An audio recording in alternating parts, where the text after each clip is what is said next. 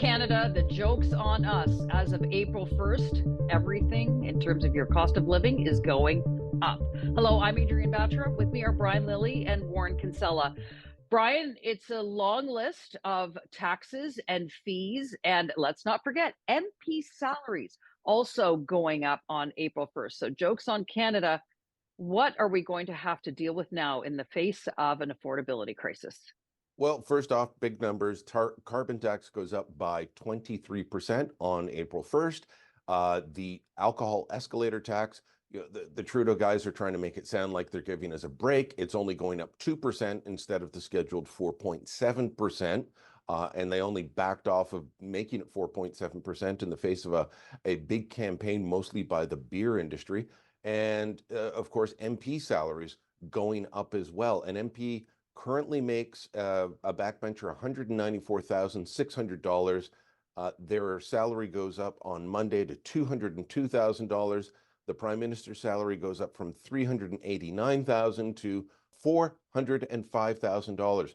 And let me remind everyone, Adrienne, that while that all hits on April 1st, on May 1st, the airport security fee, which is essentially another tax. It pays for CATSA, the guys that yell at you to take off your shoes and take your laptop out of the bag and all those things. That goes up by 33% on May 1st.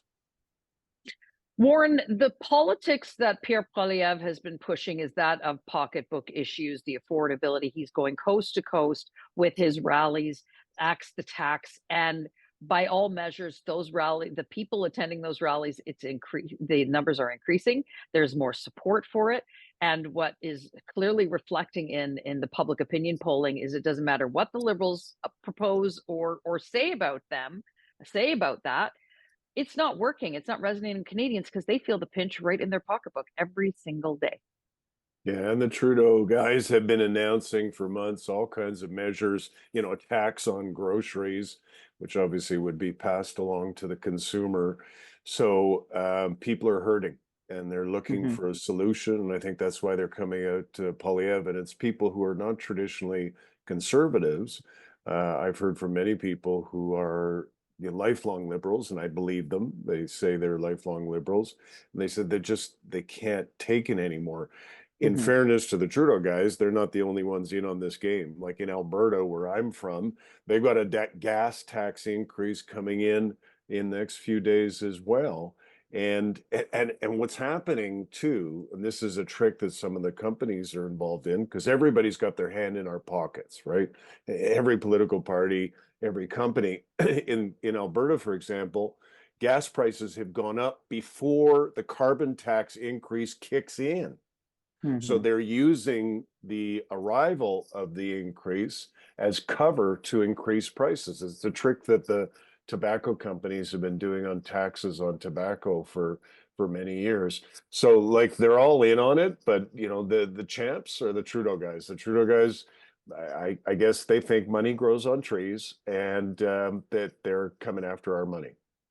Well, now that the Trudeau saying conglomerate of our government, the axis of weasels, as Warren dubbed them not too long ago, Brian, has decided that the date of our federal election needs to change by a week because all those MPs who are likely going to get defeated, they get vested after their 5 years and then they get their nice gold-plated pensions. Canadians aren't going to have an opportunity to really cast judgment on this latest round of tax increases for well into October 2025.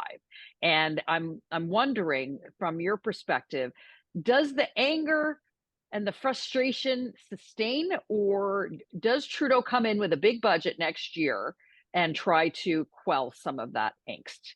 Well, look, the mood of the country can always change, but after this change to the election date and the ADMPs being pretty much guaranteed that they'll get their pension, and meaning no chance for us to have an early election, I heard from a pile of people who were just outraged, even people who had been supportive of the Trudeau government, saying, well, wait a minute, this just seems shady.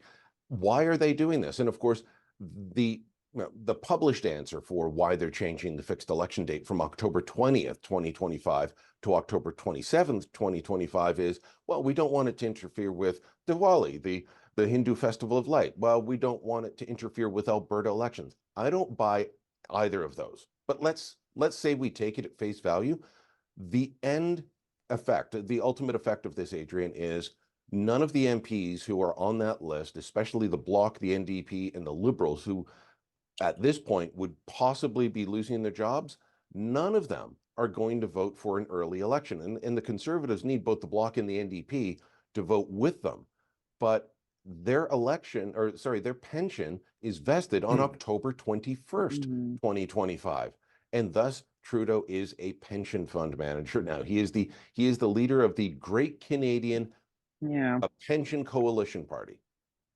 Last word to you on this, Warren. Premiers across this country, left and right, are all saying this carbon tax is ruining our provinces. It's hurting our provinces. Some, like Premier Scott Moe in Saskatchewan, has gone so far as stop collecting it, stop penalizing the people of Saskatchewan for it.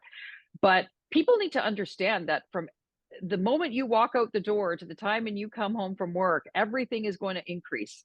The groceries, the beer, the any type of alcohol, any type of good, any service, because all those costs are translated down to the consumer, and it's hurting.